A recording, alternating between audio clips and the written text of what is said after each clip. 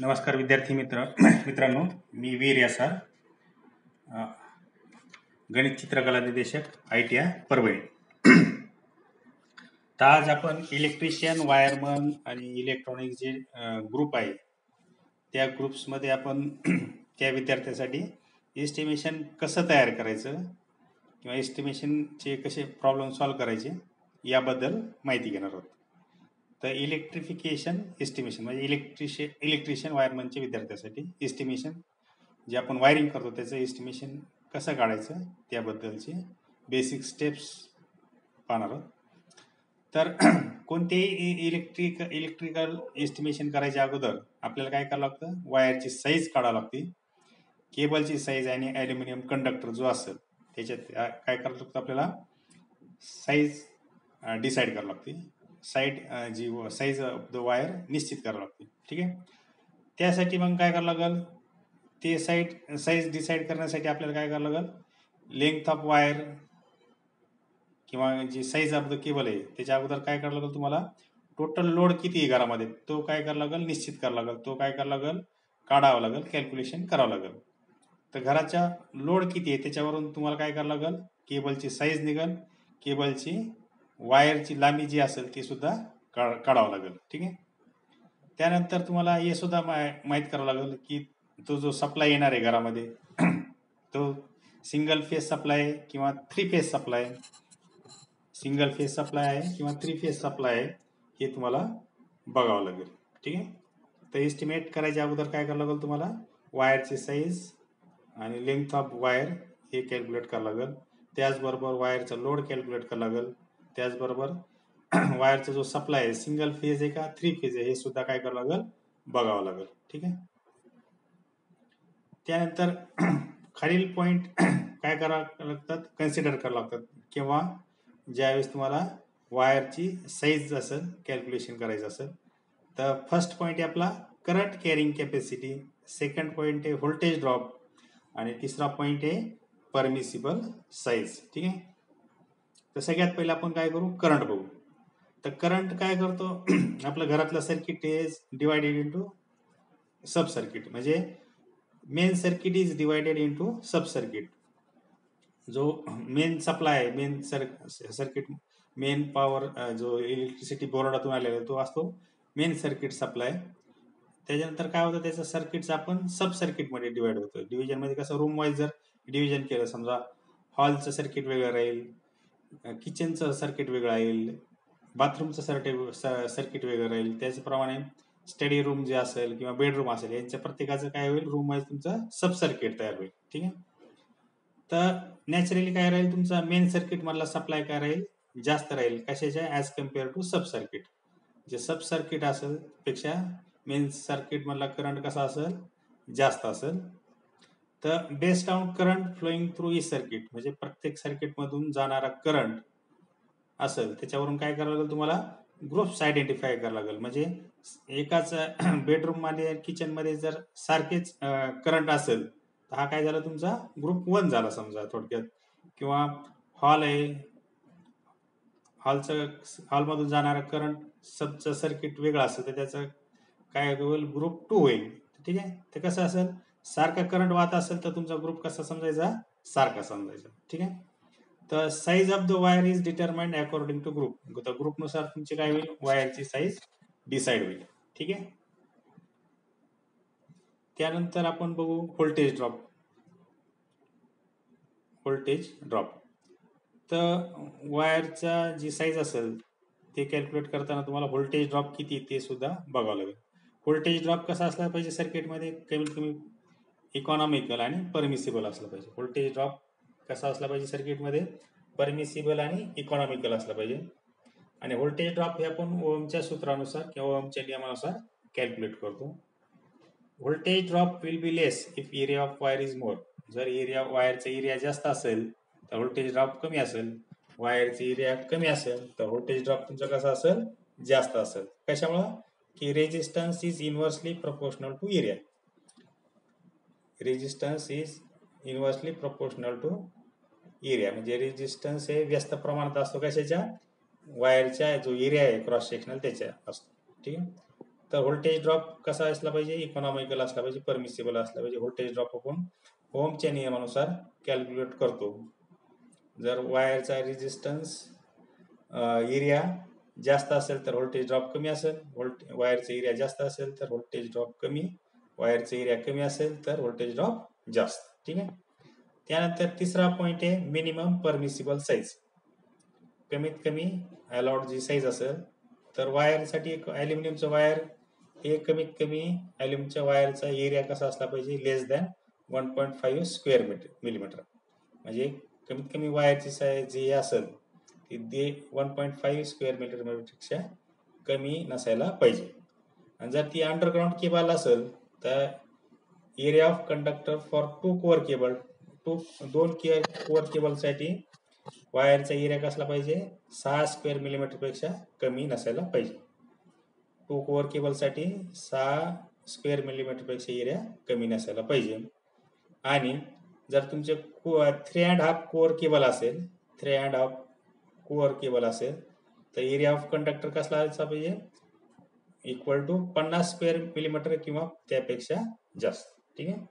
तर वायरची size calculate करताना current carrying capacity, voltage drop आणि तिसरा मिनिमम परमिसेबल साईज हे पॉईंट तुम्हाला कन्सिडर करावे लागेल. त्यानंतर conductor size calculation. Conductor size कशी कॅल्क्युलेट करायची, तर फॉर इंटरनल डोमेस्टिक वायरिंग, अंतर्गत डोमेस्टिक वायरिंग करण्यासाठी हे दिलेले पॉईंट्स ते ऑलरेडी मी नेहमीच्या पुस्तकातून घेतलेले. त्याचे बघा, it should be noted that maximum voltage drop should not be more than as given below. ठीक आहे. तर लाइटिंग सर्किटसाठी काय, जर तुमचा सप्लाय व्होल्टेज 200 व्होल्ट असेल, सप्लाय व्होल्ट 200 व्होल्ट असेल तर व्होल्टेज ड्रॉप कसा असला पाहिजे, 5 व्होल्ट. व्होल्टेज ड्रॉप कसा असला पाहिजे, 5 व्होल्ट. जर 210 व्होल्ट असेल तर तुमचा सप्लाय व्होल्ट कसा असला पाहिजे, 5.1 पेक्षा जास्त नसायला पाहिजे. आणि 220 व्होल्ट असेल तर 5.4 व्होल्ट पेक्षा जास्त नसायला पाहिजे. 230 व्होल्ट असेल तर 5.6 व्होल्ट पेक्षा जास्त नकोय. आणि 250 व्होल्ट असेल तर 6 व्होल्ट पेक्षा जास्त नकोय. तर थोडक्यात एक जनरल सूत्र आहे बघा, की permissible voltage drop in lighting circuit is 2% of supply voltage. म्हणजे सप्लाय व्होल्टेजच्या 2% काय पाहिजे तुमचा परमिसिबल व्होल्टेज, 2% प्लस एक ॲडिशनल 1 व्होल्टेज, म्हणजे 2% of supply voltage plus 1 voltage. म्हणजे जर 200 व्होल्ट गेलं तर 200 व्होल्टचे आपण 2% येईल, किती, 4 येईल.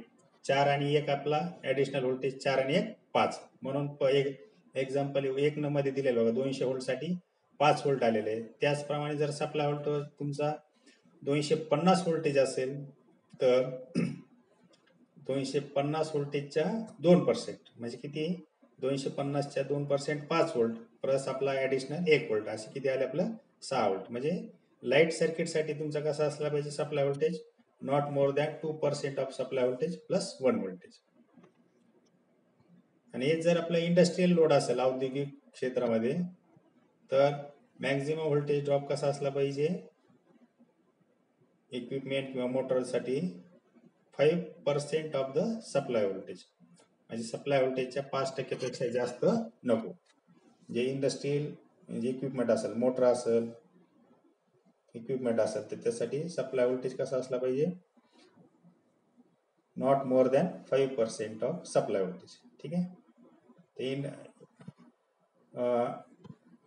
लाईट सर्किटसाठी 2% सप्लाय व्होल्टेज प्लस 1 व्होल्ट आणि इंडस्ट्रियल लोडसाठी 5% ऑफ सप्लाय व्होल्टेज. ठीक आहे. त्यानंतर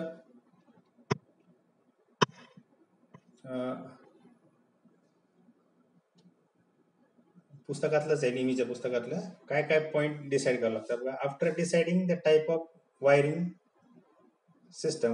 सिस्टमच्या डिसाईड झाल्यावर following details as per consumer indeed, following details as to prefer, म्हणजे खाली आपल्याला काय करावं लागेल, गोष्टीची प्रिपरेशन करावं लागेल अकॉर्डिंग टू डिटेल्स. म्हणजे कंझ्युमरचा इंटरेस्ट कशामध्ये किंवा वायरिंग ॲक्सेसरीज कोणते टाकण्याची इच्छा आहे, किंवा त्याची कॉस्ट किती आहे, ते मटेरियल अवेलेबल आहे की नाही मार्केट, या सगळ्या गोष्टीचा त्यासाठी विचार करावा लागतो. तर सगळा फर्स्ट पॉईंट आहे आपला, position the electrical points in each area of the house. घरातील प्रत्येक ठिकाणी आपल्याला काय करावं लागेल, ज्या ज्या ठिकाणी आपल्याला इलेक्ट्रिकल पॉइंट्स पाहिजे त्या ठिकाणचे आपल्याला काय करावं लागेल, पोझिशन काढावं लागेल किंवा पॉईंटचं लोकेशन काढावं लागेल. कंझ्युमरच्या रिक्वायरमेंट म्हणजे ग्राहकाच्या आवश्यकतेप्रमाणे तुम्हाला त्या ठिकाणी कोणत्या पॉईंट मार्क करावं लागेल, त्याचं लोकेशन तुम्हाला मार्क करावं लागेल.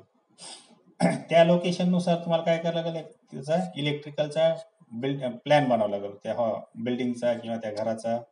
जो ऑलरेडी घर तयार आहे त्याचा बिल्डिंग प्लॅन करावं लागेल, वायरिंग प्लॅन तयार करावं लागेल. असे सॅम्पल प्लॅन तुम्हाला पुस्तकात नेहमीच्या दिलेले, ते तुम्ही बघून घ्या. ठीक आहे. प्लॅन तयार झाल्यानंतर तुम्हाला कनेक्टेड लोड काढावा लागेल. टोटल तुमचा लोड किती घरामध्ये आणि तो लोडचा प्रकार कसा आहे, 3 फेज सप्लाय आहे किंवा सिंगल फेज सप्लाय आहे, याचा तुम्हाला अभ्यास करावा लागेल. त्याच्यानुसार लोडनुसार आणि वायरिंग डायग्रामनुसार तुम्हाला काय करावं लागेल, सर्किट डायग्राम काढावं लागेल. त्याच्यानंतर ते सर्किट डायग्राममध्ये तुम्हाला वायरिंगचे कनेक्शन्स दाखवावे लागतील आणि number of lighting points, power circuit याच्यामध्ये तुम्हाला डायग्राममध्ये दाखवावं लागेल.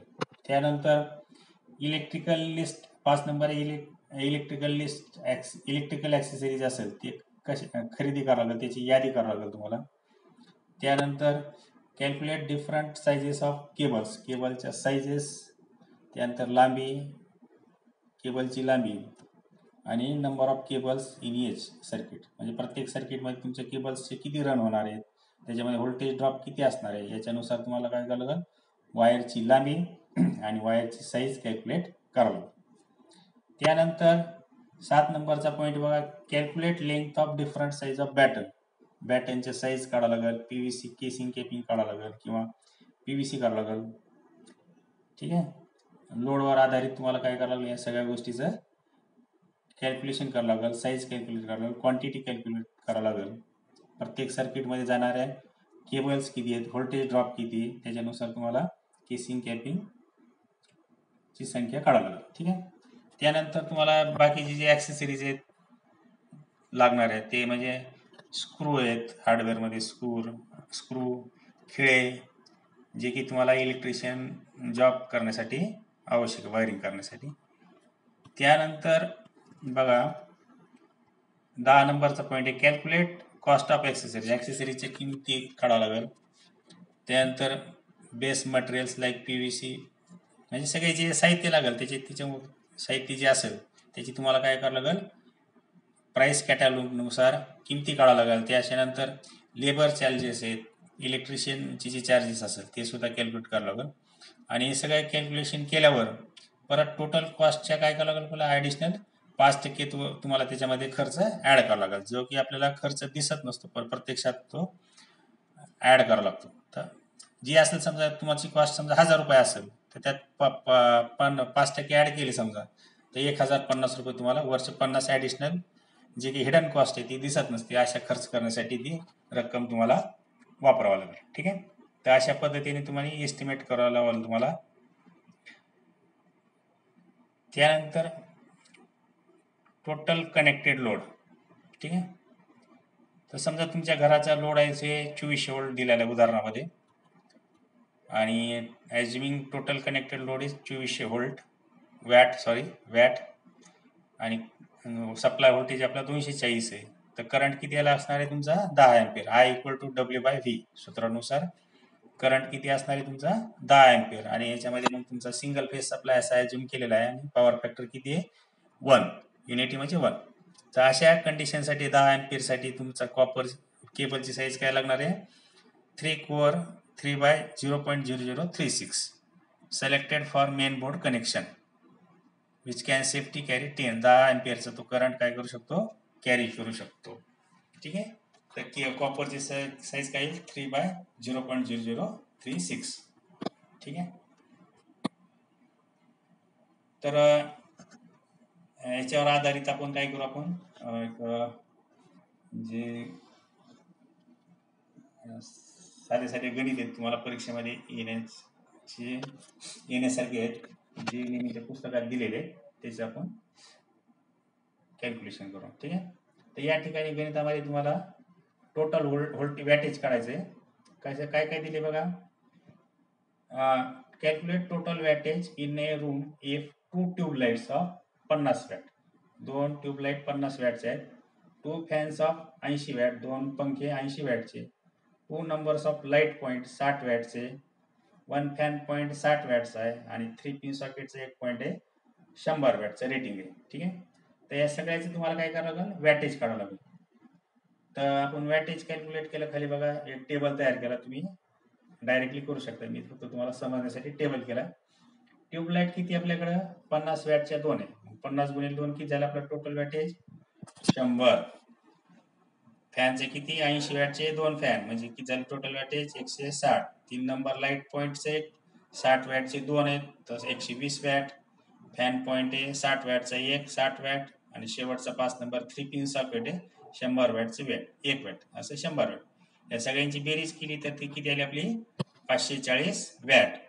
तर त्याप्रमाणे तुम्हाला गणितामध्ये ऑप्शनमध्ये 540 वॅट 3C ऑप्शन आहे ते तुम्हाला उत्तर देताना क्लिक करावं लागेल 540 वॅट. ठीक आहे. त्यानंतर पुढचा प्रश्न बघा. लेबर चार्जेस काढायचे आहेत तुम्हाला एक वायरिंग कंप्लीट करण्यासाठी. Calculate total labour charges for particular work of completed in 2 days. म्हणजे एक काम करायचंय बघा 2 दिवसात पूर्ण करायचंय. त्यासाठी लेबर तुमचं इलेक्ट्रिशियन एक लागणार आहे आणि हेल्पर एक लागणार मदतनीस. इलेक्ट्रिशियनचा रेट आहे 800 रुपये प्रतिदिन. हेल्परचा रेट आहे 400 रुपये प्रतिदिन. ठीक आहे.